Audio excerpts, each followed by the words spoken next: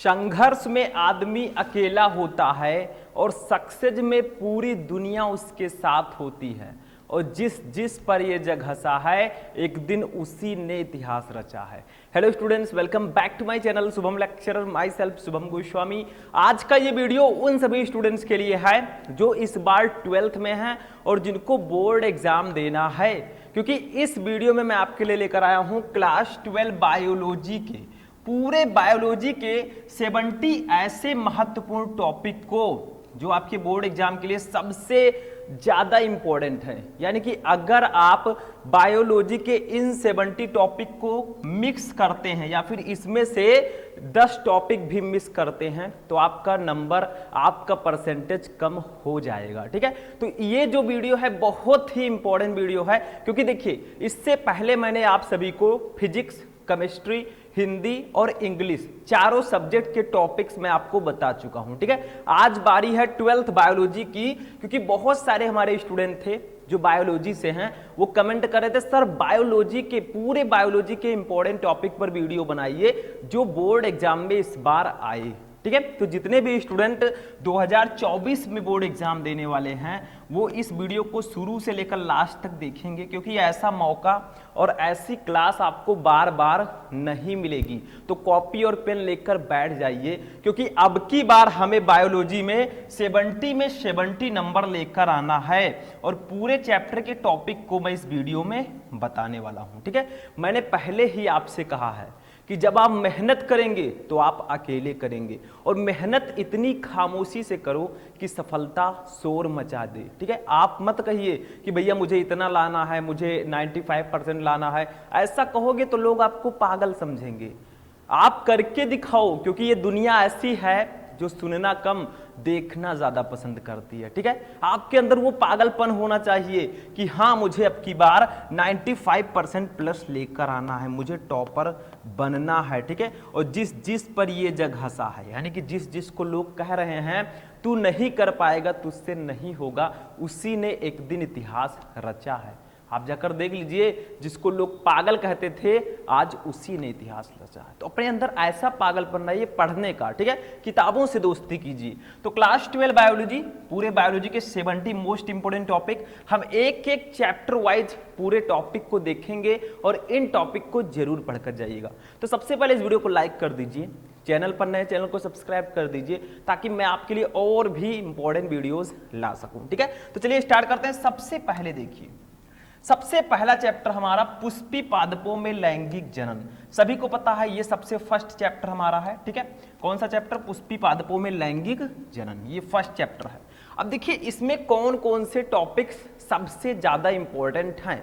देखिए कहीं कहीं आपके बोर्ड एग्जाम में आता है कि आप परिपक्व परागकोश का चित्र बनाइए। ठीक है, यह चित्र बनाकर आप लोग स्पष्ट कीजिए। तो ये चित्र बहुत ज्यादा इंपॉर्टेंट है, क्योंकि आप बायो पढ़ रहे हैं और बायो में फिगर बनाना ना आए ऐसा नहीं हो सकता। एक ना एक फिगर आपको बनाने को दिया जाएगा, चाहे वो परागकोश का हो, चाहे बीजांड का हो, चाहे फिर और भी बहुत सारी चीजें हैं, उसका चित्र दिया जा सकता है। ठीक है, दूसरा देखिए परिपक्व परागकोश। अपरिपक्व परागकोश का मतलब जो परिपक्व ना हो। ठीक है, और परिपक्व का मतलब जो परिपक्व हो। तो इन दोनों परागकोश की संरचना बनाना आपको आना चाहिए। ठीक है, तीसरा देखिए आवृत बीजी बीजांड का चित्र। जो आपके बीजांड होते हैं, ओविल्स होते हैं, इनका चित्र भी आपको बनाना आना चाहिए, बहुत इंपॉर्टेंट है। ठीक है, उसके बाद देखिए परागण, यहां पर परागण लिख दीजिएगा। परागण ये भी बहुत इंपॉर्टेंट है। पॉलिनेशन क्या होता है? ठीक है, एक वर्तिकाग्र से दूसरे वर्तिकाग्र तक जो परागकण होते हैं उनके पहुंचने की प्रक्रिया को हम परागण कहते हैं। वो कई प्रकार से होते हैं, जैसे स्वपरागण, परपरागण। ठीक है, स्वपरागण का मतलब जब एक ही पेड़ के पुष्प से उसी पेड़ के पुष्प में पहुंचेंगे तो स्वपरागण होगा। ठीक है, एक पुष्प के पेड़ से दूसरे पुष्प के पेड़ में परागकण पहुंचेंगे तो वो परपरागण होगा। तो ये सब चीजें आपको जरूर पढ़ना है। परागण और परागण के प्रकार, इसके बारे में आपको जानकारी होनी चाहिए। परागकण क्या होते हैं इसके बारे में भी आपको जानना है। ठीक है, मतलब ये सब सबसे ज्यादा इंपॉर्टेंट टॉपिक्स हैं। उसके बाद में है द्विनिषेचन। What is double fertilization? द्विनिषेचन क्या होता है? ये भी बहुत इंपॉर्टेंट टॉपिक है इस चैप्टर का। और मैं पहले ही बता देना चाहता हूं, बार बार कंफ्यूज मत होइएगा। देखिए मैं यहां पर आपको टॉपिक्स बता रहा हूं। बहुत सारे स्टूडेंट कहेंगे सर यही 70 टॉपिक पढ़ लें तो क्या हम 70 में 70 ले आएंगे? मैं एकदम गारंटी नहीं ले सकता किसी चीज का, क्योंकि मेरे जो अकॉर्डिंग सबसे इंपॉर्टेंट जो टॉपिक्स हैं वो मैं यहां पर लेकर आया हूं। ऐसा नहीं है कि इन्हीं को पढ़कर चले जाओ, और भी जो टॉपिक बचते हैं उसको भी पढ़ना है अगर आपको टॉपर बनना है। हाँ मैं ये कह सकता हूं कि जिसको सिर्फ पास होना है वो इस टॉपिक को पढ़कर आसानी से पास हो सकता है, लेकिन हमारे साथ जो स्टूडेंट पढ़ रहा है उसको सिर्फ पास नहीं, उसको टॉपर बन के आना है। ठीक है, सबको टॉपर बनना है। तो इसके लिए आपको ये सब टॉपिक पढ़ने होंगे, साथ साथ जो टॉपिक बच रहे हैं उसको भी पढ़ना है, किसी को मिस नहीं करना है, क्योंकि मैं बार बार कहता हूं जब तक तोड़ेंगे नहीं तब तक छोड़ेंगे नहीं। ठीक है, आगे बढ़ते हैं। ठीक, फर्स्ट चैप्टर का भी और कुछ टॉपिक होगा। देखिए इसमें अनिषेक फलन है, लघु बीजाणु जनन है। लघु बीजाणु जनन का मतलब क्या होता है, लघु बीजाणुओं का निर्माण कैसे होता है, माइक्रोस्पोरोजेनेसिस। ठीक है, गुरु बीजाणु जनन है। तो ये सब जो टॉपिक्स हैं ये हमारे फर्स्ट चैप्टर से सबसे ज्यादा इंपॉर्टेंट हैं। ठीक है, अब बाकी के जो टॉपिक बच रहे हैं भैया किसी को मिस नहीं करना है, तैयारी पूरी चल रही है। और मैंने पहले ही बताया है जो हमारे स्टूडेंट हैं जिनका टारगेट है कि भैया अब की हमें 95% प्लस लेकर आना है, वो क्या करेंगे, वो हमारा एप्लीकेशन जो है, एप्लीकेशन का नाम क्या है आप लोगों को पता होगा, ऐप का जो हमारे नाम है वो शुभम लेक्चरर है। ठीक है, शुभम लेक्चरर, ये ऐप हमारा प्ले स्टोर पे ऑलरेडी है। ठीक है, इसको डाउनलोड कीजिए। इसमें आपको सारे सब्जेक्ट की तैयारी, hand written note, PDF, previous year paper, model paper सबके साथ कराई जाएगी। तो आप लोग जल्दी से प्ले स्टोर में जाइए, शुभम लेक्चरर ऐप हमारा डाउनलोड कर लीजिए। उसमें आपको बैच मिलेगा, उसको आपको ज्वाइन कर लेना है। कोई भी प्रॉब्लम होती है बैच ज्वाइन करने में तो नंबर मेरा लिख लीजिए। देखिए 9918332305, यही मेरा व्हाट्सएप नंबर है, यही मेरा पेटीएम फोन पे नंबर है। आप लोग ज्वाइन कर लीजिए, ऐप से भी ज्वाइन कर सकते हैं। जो पेटीएम फोन पे यूज नहीं करते वो इस नंबर पर पेमेंट करवा कर मेरे पास इसी नंबर पर स्क्रीनशॉट भेज देंगे, मैं ज्वाइन कर दूंगा। ठीक है, तो तैयारी करने के बहुत सारे तरीके हैं, बस आपको थोड़ा सा मेहनत करना होगा हमारे साथ, तैयारी फुल होगी। ठीक है, आगे बढ़ते हैं, दूसरे चैप्टर में आते हैं। दूसरा चैप्टर हमारा है मानव जनन, ह्यूमन रिप्रोडक्शन, जो मनुष्य में जनन होता है। अगर ह्यूमन रिप्रोडक्शन ना हो तो संतान की उत्पत्ति नहीं होगी। ठीक है, तो मानव जनन से देखिए कौन कौन से टॉपिक्स सबसे ज्यादा इंपॉर्टेंट है। देखिए इसमें है सबसे पहला आवर्त चक्र, मेस्ट्रुअल साइकिल आपने सुना होगा, ये बहुत इंपॉर्टेंट टॉपिक है इस चैप्टर से। उसके बाद में अंडाणु जनन है, अंडाणुओं का निर्माण कैसे होता है। ठीक है, शुक्राणु जनन है, जो शुक्राणु होते हैं, स्पर्म्स होते हैं, उनका निर्माण कैसे होता है पुरुषों में। ठीक है, इसमें आप नर जनन तंत्र और मादा जनन तंत्र का चित्र बनाना आपको आना चाहिए, ये ध्यान रखिएगा। ठीक है, आगे बढ़ते हैं, ये सब टॉपिक नोट करते रहिए आप लोग। और भैया नोट्स तो मैं अपने ऐप में दे ही रहा हूं, इन सब टॉपिक का भी नोट्स मिलेगा, इनका सारा सॉल्यूशन मिलेगा, जो फिजिक्स केमिस्ट्री मैंने बताया उसका भी नोट्स मिलेगा, सारा सॉल्यूशन मिलेगा। थोड़ा इन्वेस्टमेंट करेंगे, टॉपर बनकर आप रहेंगे। ठीक, नॉर्मल पढ़ाई तो सभी करते हैं, पढ़ लेंगे 70-75 नंबर % ले आएंगे, 75%, उतने से कुछ नहीं होगा, कुछ बड़ा करने के लिए आप पैदा हुए। ठीक है, अब देखिए तीसरा है जनन स्वास्थ्य, तीसरा चैप्टर जनन स्वास्थ्य है। इससे दो टॉपिक बहुत इंपॉर्टेंट है, एक है मनुष्य में यौन संबंधी रोग, जो सेक्सुअल डिजीज होते हैं, सुना होगा आप लोगों ने सेक्सुअल डिजीज, इसमें बहुत सारे रोग आते हैं, एड्स है और भी बहुत सारे हर्पीज, जेनेटिक है। ठीक है, तो ये सब आते हैं। परिवार नियोजन कैसे कर सकते हैं, ये भी इस चैप्टर में बहुत ज्यादा इंपॉर्टेंट टॉपिक है। ठीक है, तो इसको भी आप लोग नोट कर लीजिएगा। चलिए फोर्थ चैप्टर देखते हैं। अब चलिए आगे बढ़ते हैं, नेक्स्ट टॉपिक देखते हैं चैप्टर 4 से। देखिए स्टूडेंट, चैप्टर 4 जो हमारा है ये बायोलॉजी का एक बहुत ही इंपॉर्टेंट चैप्टर है। चैप्टर का नाम है वंशागति और विविधता के सिद्धांत। इसमें हम हेरिडिटी के बारे में पढ़ते हैं कि आखिर जो हमारी वंशागति है वो कैसे चलती है, जो हमारी आनुवंशिकी है। ठीक है, इसमें हम डीएनए, आरएनए और भी बहुत सारी चीजों का अध्ययन करते हैं। देखिए इसमें वंशागति और विविधता के सिद्धांत में क्या क्या पढ़ना है, सबसे इंपॉर्टेंट जो है आनुवांशिक रोग। कुछ आनुवांशिक रोग होते हैं जैसे हीमोफीलिया हो गया, और भी बहुत सारे रोग है, डाउन सिंड्रोम, टर्नर सिंड्रोम, ऐसे ऐसे बहुत सारे रोग इसमें होते हैं, ठीक है।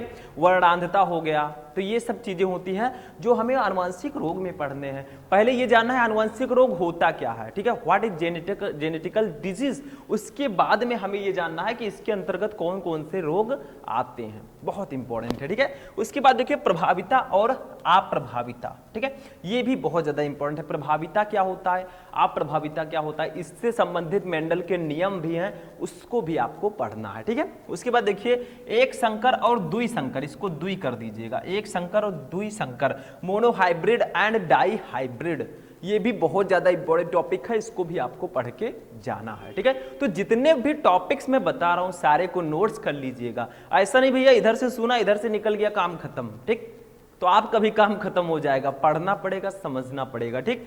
17 नंबर देखिए अपूर्ण प्रभाविता, ठीक है, इनकम्प्लीट डोमिनेंस क्या होता है, अपूर्ण प्रभाविता क्या होता है, that's a most important topic in 4th chapter, ठीक है। उसके बाद में मेंडल का नियम, अब भैया मेंडल का नियम नहीं पढ़ेंगे तो समझ लीजिए चैप्टर बेकार है। इस चैप्टर के जो रीढ़ की हड्डी है वो मेंडल का नियम ही है, और मेंडल का नियम बहुत अच्छे से पढ़ लीजिएगा। ये हमारे जो दैनिक जीवन है, जो डेली रूटीन है, इससे संबंधित एक नियम है, बहुत इंपॉर्टेंट नियम है, ठीक है। 19 नंबर देखिए मनुष्य में लिंग निर्धारण कैसे होता है, यानी कि हम मेल होंगे या फीमेल होंगे, इसका लिंग निर्धारण मनुष्यों में कैसे होता है, ये चीज आपको पढ़ लेना है, ठीक। तो ये चौथा चैप्टर है, अभी और होगा शायद, देखते हैं, नहीं इतना चौथे चैप्टर से उतने टॉपिक इंपॉर्टेंट थे। अब आते हैं 5th नंबर चैप्टर पे, जिसका नाम है वंशागति का आणविक आधार। ये भी बहुत इंपॉर्टेंट चैप्टर है। इसमें जो वंशागत के आणविक आधार हैं, वंशागत में बहुत सारे अणु होते हैं, ठीक है, डीएनए आरएनए, वो सब वंशागति और आणविक आधार में हमें पढ़ना होता है। डीएनए रेप्लिकेशन, ठीक है, आरएनए के बारे में सब कुछ इसमें पढ़ना होता है। तो देखिए जीन के बारे में पहले पढ़िए, जीन क्या होता है, ठीक है, समझ में आया, जीन बहुत इंपॉर्टेंट है। उसके बाद में डीएनए तथा RNA, deoxyribonucleic acid and ribonucleic acid, जो हमारे न्यूक्लिक एसिड्स होते हैं उनके बारे में आपको अच्छे से पढ़ लेना है। उसके बाद में डीएनए तथा आरएनए में अंतर, what is the difference between DNA and RNA, दोनों में अंतर क्या होता है, इसको पढ़ना है, ठीक है। उसके बाद डीएनए का वाटसन एवं क्रिक मॉडल, यानी कि वाटसन एवं क्रिक ने डीएनए का एक मॉडल तैयार किया था, जिसे हम डीएनए का वाटसन एवं क्रिक मॉडल कहते हैं, इसको भी पढ़कर जाना है, ठीक है। उसके बाद में आनुवंशिक code, what is genetical code, ये क्या होते हैं, बहुत इंपॉर्टेंट है, ठीक है, इसको पढ़ लीजिएगा। 25 है डीएनए फिंगरप्रिंट्स, डीएनए फिंगरप्रिंटिंग क्या होता है, जैसे मान लीजिए कोई पिताजी है, कोई बच्चा है, अब वो फादर का जो बेटा है, ठीक है, फादर साहब कह रहे हैं ये मेरा बेटा नहीं है, ठीक है, वो झूठ बोल रहे हैं, तो भैया बच्चा कहेगा अरे पापा डीएनए फिंगरप्रिंटिंग करवा लीजिए या डीएनए की जांच करवा लीजिए, पता चल जाएगा। अब डीएनए का जब जांच होगा भैया तब उसी का बेटा होगा, तब तो डीएनए से पता चल ही जाएगा, ठीक है। इसीलिए इसको आनुवंशिक पदार्थ कहते हैं, यानी कि पीढ़ी दर पीढ़ी वो डीएनए उनके संतान में आएगा, ऐसा जरूर है, ठीक है। तो ये चीज ध्यान रखिएगा, मतलब इंपॉर्टेंट टॉपिक्स की मैं बात कर रहा हूँ, सारे को मैं पढ़ाऊंगा, टेंशन मत लीजिए, सारे के इंपॉर्टेंट क्वेश्चन सब कुछ मैं पढ़ाऊंगा, ठीक। आगे बढ़ते हैं नेक्स्ट देखिए, अब आते हैं 6 नंबर चैप्टर पर, जो कि है विकास, जैव विकास चैप्टर हमारा इस साल ऐड हुआ है, ठीक है। इसके भी आपको टॉपिक्स पढ़ने होंगे। तो देखिए इसमें जीवन की उत्पत्ति कैसे हुई है, जो हमारी लाइफ है ये कैसे क्रिएट हुआ, इसकी उत्पत्ति कैसी हुई, इसको पढ़ना है, ठीक है। फिर जैव विकास के प्रमाण, यानी कि जो जैव विकास होते हैं उनके प्रमाण क्या क्या हैं, उनके सबूत क्या क्या है, ठीक है। उसके बाद में डार्विन का योगदान क्या है जैव विकास में, उत्परिवर्तन क्या है, पुनर्योजन, प्राकृतिक चयन, ठीक है, इन सब के बारे में आपको पढ़ लेना है। ये जैव विकास चैप्टर के बहुत इंपॉर्टेंट टॉपिक हैं। जैव विकास में देखिए चैप्टर अभी इस बार ऐड हुआ है, पहले था फिर से उसको ले आया गया है, तो ये सब टॉपिक बहुत ज्यादा इंपॉर्टेंट है, सबको मैं बताऊंगा, ठीक है। आगे और भी है इसमें, देखिए जीन प्रवाह क्या होता है, बहुत इंपॉर्टेंट है। हार्डी वेनबर्ग सिद्धांत इसमें है, बहुत इंपॉर्टेंट है। अनुकूली विकिरण क्या होता है और मानव के विकास, ये 10 टॉपिक जो हैं ये जैव विकास चैप्टर में बहुत ज्यादा इंपॉर्टेंट हैं। तो मेरे इस वीडियो को बनाने का पर्पस है कि आप लोग ये जान सकें कि आखिर टॉपिक कौन कौन से इंपॉर्टेंट है। बहुत सारे स्टूडेंट कहते हैं अरे सर इतनी मोटी बुक हमें दे दिया गया, हमें यही नहीं पता है कि क्या क्या पढ़ना चाहिए, ठीक। तो उनके लिए बहुत इंपॉर्टेंट है ये वीडियो। कुछ स्टूडेंट है जो क्या करते हैं, किसी कारणवश या किसी मजबूरी से वो केवल फॉर्म फिल कर देते हैं 12th का, वो अच्छे से पढ़ाई नहीं करते, फिर ऑनलाइन आते हैं, अरे सर कैसे पढ़ाई करें, हमारे यहाँ बहुत मजबूरी है, पापा जी नहीं है, कोई कहेगा पापा जी की तबीयत खराब रहती है, कैसे तैयारी करें, तो भैया उन सबको मैं पूरी तैयारी करवाता हूं, उनको सराहना में देता हूं कि आप लोगों को मैं इंपॉर्टेंट टॉपिक बता दूंगा। अगर आप रेगुलर क्लास ज्वाइन नहीं कर पाते, आप सिलेबस नहीं पढ़ पाते, तो आपको मैं टॉपिक बता दूंगा, उसको तैयार कर लीजिएगा, ठीक है। उसके बाद देखिए मानव स्वास्थ्य एवं रोग, ये हमारा कौन सा चैप्टर है, ये 7 नंबर चैप्टर है। देखिए अब यहाँ पर चैप्टर की नंबरिंग बदल दीजिएगा, 7 है मानव स्वास्थ्य एवं रोग, ठीक है। इसमें देखिए इंटरफेरोन्स क्या होते हैं, इसके बारे में आपको पढ़ लेना, व्हाट इज इंटरफेरोन्स, ठीक है। उसके बाद देखिए प्रतिरक्षा तंत्र क्या होता है, व्हाट इज इम्यून सिस्टम।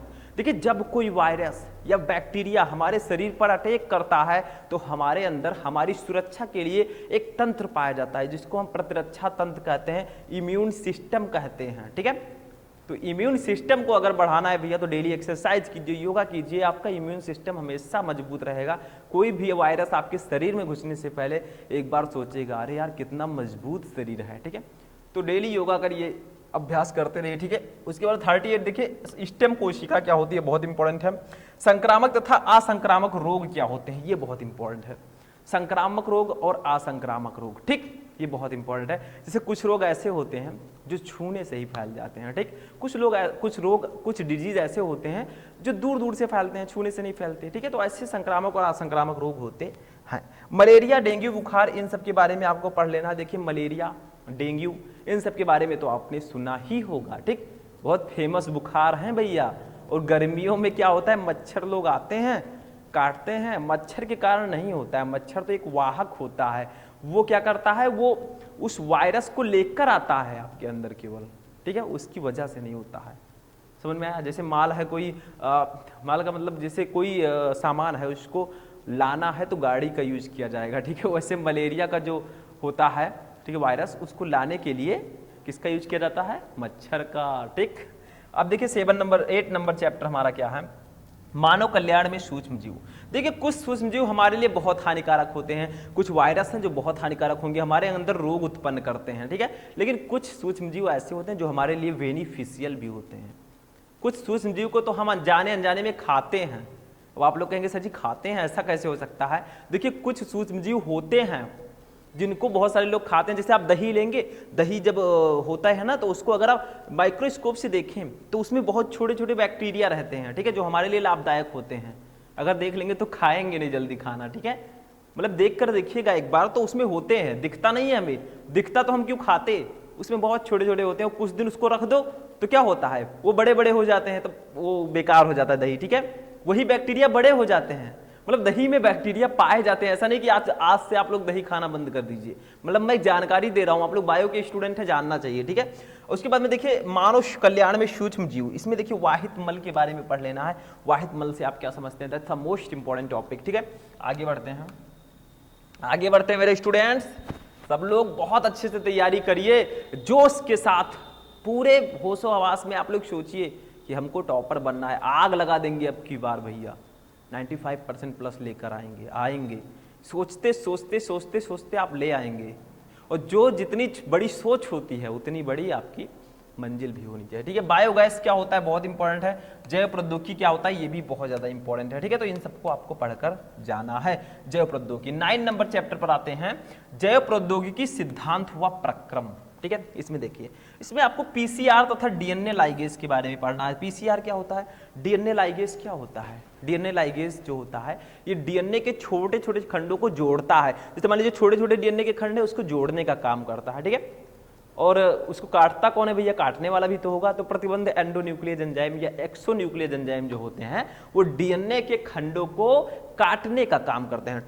ये कैंची लिए जैसे सब्जियां काटते हैं वैसे मतलब काटते हैं, ये समझिएगा। जोड़ने का काम भैया करेंगे, काटने का काम वो करेंगे, ठीक। उसके बाद में प्लाज्मिड्स क्या होते हैं, बहुत इंपॉर्टेंट है। जीनी अभियांत्रिकी क्या होता है, इंपॉर्टेंट है, ठीक। आगे बढ़ते हैं, अब आते हैं 10 नंबर चैप्टर पर। देखिए नंबरिंग थोड़ा गलत हुआ है, अपने बुक में चैप्टर देखते रहिए भैया, चैप्टर के नंबर में क्या रखा है, असली मजा तो टॉपिक में है जो हमें पढ़ना है, ठीक है। देखिए जैव प्रौद्योगिकी एवं उसके उपयोग क्या क्या है, what is biotechnology and the applications, ठीक। तो देखिए इसमें इंसुलिन क्या होता है, आप लोगों को पता होगा इंसुलिन, इसके बारे में पढ़ना है। पारजीनी जंतु क्या होते हैं, बायोपायरेसी क्या होता है, क्राई प्रोटीन क्या होता है। ये जो टॉपिक मैं बता रहा हूं भैया, ये चारों ये लघु उत्तरीय प्रश्नों में आते ही आते हैं, पढ़कर जाइएगा, नहीं तो बाद में पछताइएगा। वैसे पूरा क्वेश्चन मैं बताऊंगा, टेंशन मत लो भैया। हम हैं, जो चीजें हम अपने इस YouTube चैनल पर नहीं बता पाते हैं, उनसे भी ज्यादा चीजें मैं अपने ऐप पे बताता हूँ। एप्लीकेशन में जो बैच है हमारा, उसमें उससे ज्यादा नोट्स मैं देता हूँ।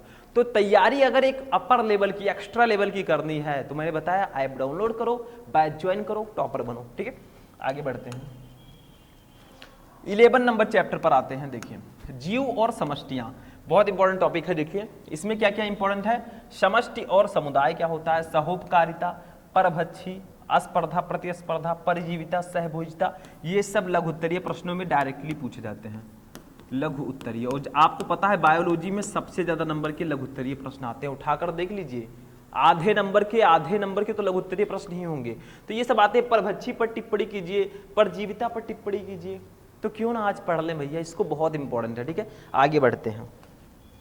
जीव और समष्टियां चैप्टर में हमारा जो नेक्स्ट है अभी और है। देखिए, सहजीवन, अनुकूलन, मरुद्भिद, पर्यावरण, इन सब के बारे में आपको चैप्टर 11 से पढ़ लेना है, जीव और समष्टियां से। ठीक है, ये सब टॉपिक VVI हैं, वेरी वेरी इंपॉर्टेंट है। अब आते हैं 12 नंबर चैप्टर पर। ये 12 नंबर चैप्टर है। ठीक है, देखिए नाम क्या है, नाम में क्या रखा है मेरे दोस्त, नाम है हमारा जैव विविधता एवं संरक्षण। ठीक है, इसमें देखिए जैव विविधता क्या होता है, बहुत इंपॉर्टेंट। राष्ट्रीय उद्यान क्या होते हैं, देखिए हमारे कंट्री में बहुत सारे राष्ट्रीय उद्यान हैं। ठीक है, सबके बारे में पढ़ लेना है, ये सब बहुत इंपॉर्टेंट है। ठीक है, तो ये सब जैव विविधता क्या होता है, बहुत इंपॉर्टेंट है भैया, हाई स्कूल में भी पढ़ा होगा। देखिए तप्त स्थल क्या होता है, हॉट स्पॉट। अब वो वाला हॉट स्पॉट नहीं समझिएगा जो हम मोबाइल में ऑन करते हैं, हॉट स्टॉप। ठीक, वो हॉट स्टॉप होता है, ये हॉट स्पॉट है। ठीक, तो ये क्या होता है, ये जो तप्त स्थल क्या होता है, जहां पर जो हमारे सजीव जो जीव जंतु हैं उनके लिए थोड़ा प्रॉब्लम हो, उन्हें हम हॉट स्पॉट कहते हैं। ठीक है, अभी मैं आगे बताऊंगा बाघ परियोजना क्या होता है, घड़ियाल परियोजना और अभयारण्य क्या होता है। ठीक है, ये सब बहुत ज्यादा इंपॉर्टेंट है हमारे इस चैप्टर से। ठीक है, चैप्टर नंबर 12 से। ठीक, आगे बढ़ते हैं, और भी टॉपिक है इसमें। रेड डाटा बुक क्या होता है, सीधा सीधा क्वेश्चन किया जाता है, what is red data book. इस टॉपिक को पढ़कर जाना है अगर आपको डाटा लेना है तो। 60 देखिए, संकटग्रस्त प्रजातियां, कुछ प्रजातियां ऐसी हैं जो संकटग्रस्त हैं, विलुप्त होती जा रही हैं। हमारे यहाँ से बहुत सारी ऐसी प्रजातियां हैं जो पहले थी अब नहीं है, वो विलुप्त होती जा रही हैं, क्योंकि हॉट स्पॉट जो है तप्त स्थलों की संख्या बढ़ रही है। वन्य जीव क्या होता है, जैव विविधता के संरक्षण हम कैसे करें, यानी कि जैव विविधता संरक्षण क्या होता है, इसके बारे में आपको पढ़ना है। ठीक है, तो ये थे आपके 12th बायोलॉजी के जो 70 सबसे इंपॉर्टेंट टॉपिक है भैया। 70 टॉपिक जो सबसे ज्यादा इंपॉर्टेंट टॉपिक है इस पूरे बायोलॉजी के, मैंने आपको 70 टॉपिक्स को बताया। अब मेरे कहने का मतलब ध्यान से समझिएगा, मतलब जो पूरे चैप्टर हैं उसमें जो ये 70 टॉपिक है भैया, ये VVI हैं, वेरी वेरी इंपॉर्टेंट है, ये मेरा कहना है। और बाकी के जो टॉपिक बचते हैं उनको भी पढ़ना है, किसी को नहीं छोड़ना है भैया। पढ़ेंगे तभी टॉपर बनेंगे। जितना ज़्यादा जानकारी आप इस माइंड में कर सकते हैं उतना ज़्यादा जानकारी कीजिए, उतनी अच्छी पढ़ाई कीजिए और स्ट्रेटजी अच्छे से बनाइए कब हमें क्या पढ़ना है। तो आज का ये इंटरेस्टिंग वीडियो कैसा लगा, बहुत ही इंपॉर्टेंट वीडियो था। कैसा लगा आपको वीडियो, कमेंट करके बताइएगा। हम मिलेंगे नेक्स्ट वीडियो में नेक्स्ट टॉपिक के साथ, तब तक के लिए जय हिंद।